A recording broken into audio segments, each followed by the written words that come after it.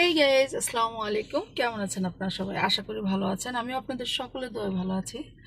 তো আজকে একটু সকাল সকাল বের হয়েছি। বাসায় প্রতিদিন নাস্তা করি, একই নাস্তা খেতে খেতে বোরিং হয়ে গিয়েছে। তো আজকে চিন্তা করলাম একটু বাইরে যাই। তো এখন বাজে মেবি সকাল 7:10 বাজে। একটু নাস্তা করতে বের হয়েছি।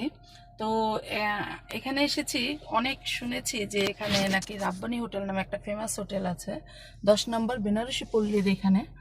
তো এখানে চলে এসেছি, অলরেডি দেখলাম যে অনেকটাই ভিড়। তো তারপরও যাই, যেহেতু এত ফেমাস, দেখি এর ভিতরে কৌতূহল জেগেই আর কি, দেখি কি কি পাওয়া যায় কিংবা এত ফেমাস কেন।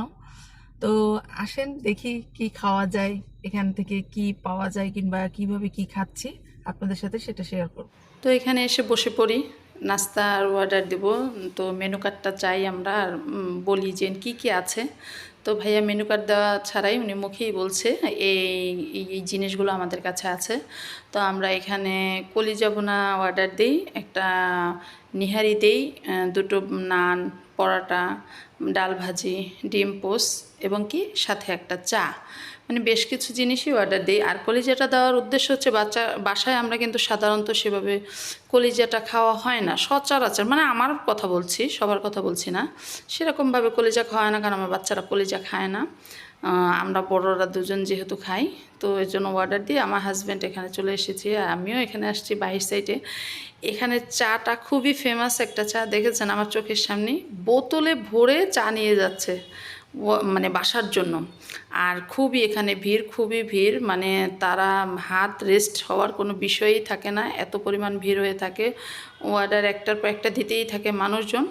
তো ভালোই লাগে। আর ব্যবসা বাণিজ্য যদি এরকম ভরপুর না হয়, মন দিল কিছুই ভালো লাগে না। কিন্তু আলহামদুলিল্লাহ ওনাদের ব্যবসাটা খুবই সুন্দর, খুবই ভালো হয়। মানে সকাল 7টা বাজে, সেই তুলনায় এত পরিমাণ ভিড় থাকে আর এত পরিমাণ লোক শুধু নাস্তার জন্য ভাই। তারপর অন্য অন্য বিষয় না হয় বাদই দিলাম। তো যাই হোক, আমরা এখানে নাস্তার অর্ডার দিয়ে এই সাইডে চলে আসি। দেখেছেন সবার হাত লড়ছে, মানে কেউ এক সেকেন্ডের জন্য স্থির থাকা নাই, এত পরিমাণ ভিড় হয়। তো আমরা নাস্তার এখানে চলে যাই। আর এই যে আমাদের নাস্তা অলরেডি চলে এসেছে। এখানে একটা সমস্যা হয়েছে, আমার বাচ্চাকে তারা পেঁয়াজ দিয়ে ডিমটা ভেজে দিয়েছে।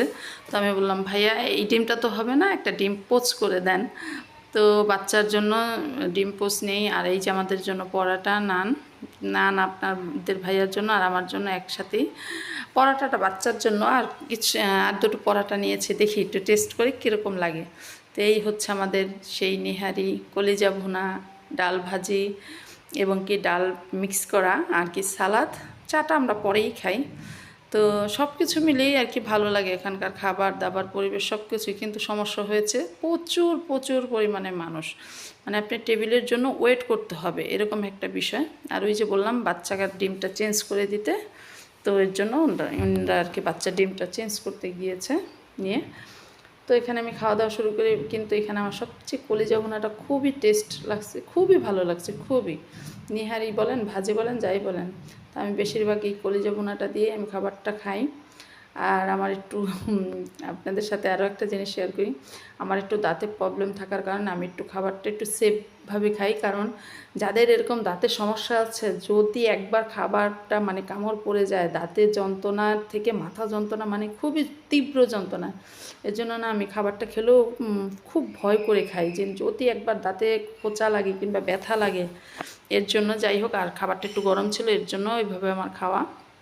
তো যাই হোক, এখানে আমি ভাজিটাও নিচ্ছি, মানে আমি সব কিছু থেকেই একটু একটু করে খেয়ে দেখছি কীরকম লাগছে।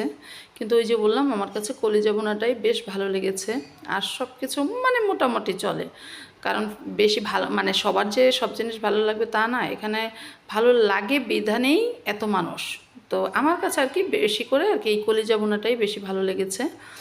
আর এটা দিয়ে আমি বেশি খেয়েছি, আরগুলো আমি সেভাবে একটা খাইনি, আমার হাজব্যান্ডই খেয়েছে। আর বাচ্চা তো ওই যে ডিম পোস আর হয়তো একটু ঝোল টোল দিয়ে খেয়েছে, নাহলে সে তার ডিম পোস দিয়ে সে তার নাস্তা খাচ্ছে আর কি। তো সকাল সকাল চলে এসেছিলাম বাচ্চাটাকে নিয়ে। আর মেয়েদের আসতে বললাম না, তারা ঘুমাবে, তারা আজকে সকালে আসবে না। তো এর জন্য ওদের রেখে এসেছি, যে ঠিক আছে আমরা এই যে খাওয়া দাওয়া করি, তোমাদের জন্য পার্সেল করে আমরা খাবার নিয়ে আসবো।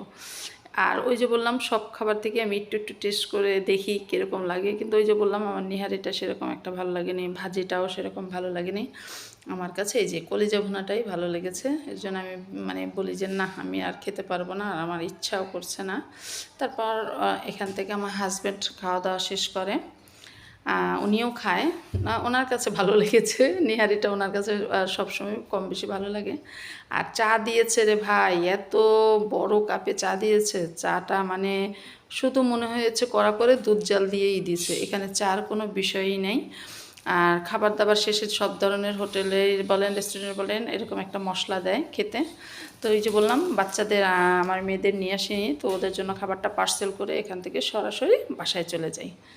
তো আর কি বলবো, আজকের ভিডিওটা এই পর্যন্তই। আর আমার ভিডিও যদি আপনাদের ভালো লাগে লাইক কমেন্ট শেয়ার করে দেবেন, অবশ্যই অবশ্যই একটা সাবস্ক্রাইব করে পাশে থাকবেন। আমি নতুন, আপনাদের বিনোদন দেওয়ার জন্যই চেষ্টা করি, যথাসাধ্য চেষ্টা করি ভালোভাবে ভিডিও বানানোর। তো আজকের মতো এই পর্যন্তই, অনেক কথা বললাম। সবাই ভালো থাকবেন, সুস্থ থাকবেন, আল্লাহ হাফেজ।